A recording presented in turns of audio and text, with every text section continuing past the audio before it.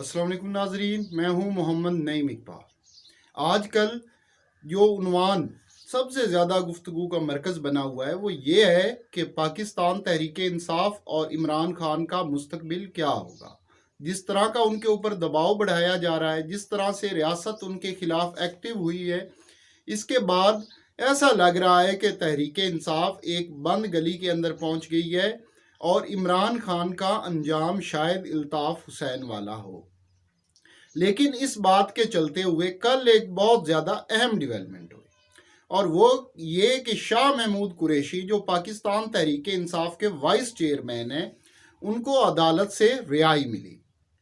अदालत ने हुक्म दिया कि शाह महमूद कुरैशी को फौरी तौर पर रिहा किया जाए और इनको दोबारा किसी मुकदमे में गिरफ्तार ना किया जाए। शाह महमूद कुरैशी जेल से बाहर निकले।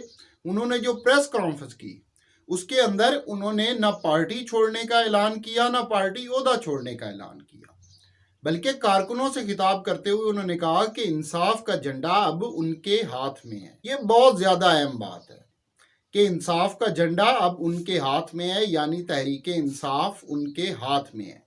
और उन्होंने ये भी कहा कि कल वो इमरान खान से मुलाकात करने जा रहे हैं। पीटीआई के रहनुमाओं की पहले भी रिहाई होती रही है, लेकिन या तो वो पार्टी छोड़ने का ऐलान करते थे जेल से निकलने के बाद, या फिर इनको दोबारा गिरफ्तार कर लिया जाता था। लेकिन कल ऐसा शाह महमूद कुरैशी के केस में कुछ भी नहीं हुआ है, और ये एक बहुत अहम इशारा है। ऐसा लगता है कि इस्टेब्लिशमेंट इस चीज़ के ऊपर सोच रही है कि इमरान खान अगर साइड पर हो जाएं और शाह महमूद कुरैशी को तहरीक इंसाफ की क़यादत सौंप दी जाए तो उनको कोई एतराज़ नहीं होगा। और अब यही फार्मूला लेकर कल शाह महमूद कुरैशी इमरान खान से बनी गाला के अंदर मिलने जा रहे हैं। अब दो चीज़ें हो सकती हैं, या तो इमरान खान इस फार्मूले से एग्री कर जाए, वो खुद साइड पर हो जाए, या मुल्क से बाहर चले जाए और पार्टी की क़यादत शाह महमूद कुरैशी के हाथ में दे दी जाए। लेकिन ये बहुत बड़ा ब्लंडर होगा, क्योंकि शाह महमूद कुरैशी की जो माजी है, जो हिस्ट्री है, वो इतनी काबिल फ़ख्र नहीं है। शाह महमूद कुरैशी 1988 के अंदर नवाज शरीफ की पंजाब कबीना के अंदर वजीर ख़जाना होते थे, और जब बेनज़ीर और नवाज शरीफ की टसल चल रही थी तो ये मियाँ नवाज शरीफ और कैबिनेट की मुखबरियाँ करते थे बेनज़ीर भुट्टो को। और जब नवाज शरीफ पर मुश्किल वक्त आया तो शाह महमूद कुरैशी ने उनको डिच किया और ये पीपल्स पार्टी के अंदर शामिल हो। पीपल्स पार्टी के साथ इनका सफ़र तकरीबन 21 साल पर मुहित था, और इस दौरान ये पीपल्स पार्टी की हुकूमतों के अंदर वजीर भी रहे, पीपल्स पार्टी पंजाब के सदर रहे, और मोहतरमा बेनज़ीर भुट्टो के इंतहाई क्लोज सर्कल के अंदर इनको गिना जाता था। लेकिन 2011 के अंदर जब पीपल्स पार्टी के ऊपर ताबड़तोड़ हमले हो रहे थे तो इस दौरान इन्होंने जरदारी को भी डिच किया और ये पीपल्स पार्टी इन्होंने छोड़ दी। उसके बाद इनकी मियाँ नवाज शरीफ के साथ दोबारा बातचीत चली, लेकिन ये नून लीग में नहीं जा सके और इन्होंने तहरीक इंसाफ ज्वाइन कर दी। अब अगर इनको पीटीआई की क़यादत सौंप दी जाती है तो पहले नंबर पर तो इनको कारकुन जो हैं वो एक्सेप्ट ही नहीं करेंगे, क्योंकि बड़े सगीर की जो सियासत है ये लीडर के गिर्द घूमती है, और अगर कोई लीडर किसी को हटाया जाता है तो उसका मुतबादिल उसकी फैमिली में से ही बनता है, ना कि पार्टी में से बनता है। और इसकी हज़ारों एग्जाम्पल हैं बड़े सगीर की तारीख के अंदर। और दूसरा, ये इमरान खान को कोई फ़ायदा नहीं देंगे, क्योंकि ये इस्टेब्लिशमेंट के आदमी हैं और किसी न किसी जगह के ऊपर ये इमरान खान को डिच ज़रूर करेंगे। तो अब इमरान खान के पास फिर पीछे रास्ता क्या बचता है? एक तो ये है कि शाह महमूद कुरैशी को बना दें, जो कि ब्लंडर होगा। दूसरा ये है कि वो मियाँ नवाज शरीफ की तरह कोई डील कर लें और लंदन चले जाए, लेकिन इस तरह उनके ऊपर भी भगौड़े का ठप्पा लग जाएगा, जो कि नवाज शरीफ के ऊपर ऑलरेडी लगा हुआ है। लेकिन एक तीसरा रास्ता भी है, वो मुश्किल ज़रूर है, लेकिन ये रास्ता जो है ये इज्जत का रास्ता है, और इस ऑप्शन को लेने से जो इमरान खान है उनके कारकुनों के साथ मोहब्बत जो है वो सीमेंट की तरह लग जाएगी, और फिर उनको तोड़ना नामुमकिन होगा, और इस तरह पार्टी भी बच जाएगी। लेकिन इसके लिए इमरान खान को खुद को थोड़ी सी कुर्बानी देनी होगी। ये रास्ता शहनशाह हिरोहितो का है। हिरोहितो जो थे ये जापान के बादशाह थे जब दूसरी जंग अजीम शुरू हुई। 1939 के अंदर यूरोप के अंदर जब जंग अजीम शुरू हुई तो अमेरिका ने उससे बचने की लाख कोशिशें की, लेकिन दिसंबर 1941 के अंदर हिरोहितो ने امریکہ کے پرل ہاربر بیس کے اوپر حملے کا حکم دے دیا۔ یہاں پر جب حملہ ہوا تو امریکہ کے 2300 فوجی مارے گئے اور ان کے کئی جہاز تباہ کر دیے گئے، اور یوں امریکہ جو تھا وہ جنگ عظیم کے اندر اس کو لامحالہ نہ چاہتے ہوئے بھی کودنا پڑا۔ 4 سال تک جاپان اور امریکہ کی جنگ ہوتی رہی اور اس دوران امریکہ کے لاکھوں فوجی مارے گئے۔ بالآخر اگست 1945 میں ہیروشیما اور ناگاساکی پر ایٹم بم گرنے کے بعد جاپان نے سرنڈر کر دیا۔ امریکہ کے اندر جاپانی شہنشاہ کے خلاف بہت زیادہ غم و غصے کی لہر تھی، اور وہاں کا پبلکلی مطالبہ تھا کہ شہنشاہ کو سزائے موت دی جائے، اور امریکن حکومت بھی یہی چاہتی تھی۔ جنرل میک آرتھر کی ڈیوٹی لگائی گئی، جو کہ اس وقت آکوپائنگ فورس کے سربراہ تھے، کہ آپ ہیروہیٹو کے خلاف ثبوت اکٹھے کریں تاکہ ان کے ٹرائل کیا جا سکے اور ان کو سزا دی جا سکے۔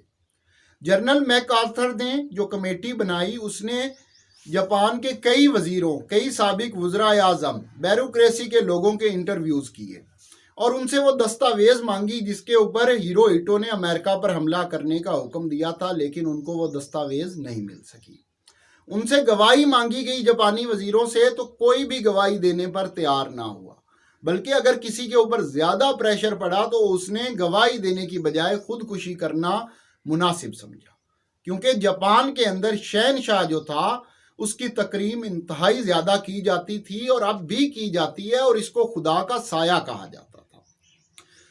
امریکن فورسز نے بہت زیادہ سر پھٹول کر لی، لیکن ان کو کوئی ایک جاپان سے گواہ نہیں ملا جو ہیروہیٹو کے خلاف گواہی دے سکے۔ اور آخر کار ان کو یہ گواہ مل گیا، اور یہ گواہ خود ہیروہیٹو تھے۔